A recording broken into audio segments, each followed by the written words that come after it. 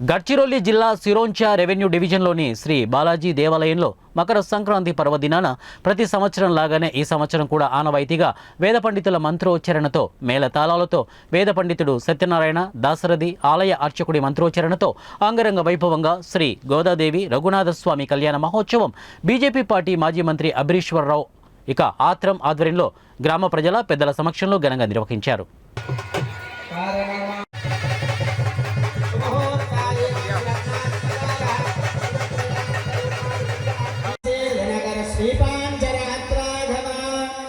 Vishwaksena విభీషణస్య పారావదత్కోహకృతం స్వాతామునోతుః శరభాయః ఋషిభం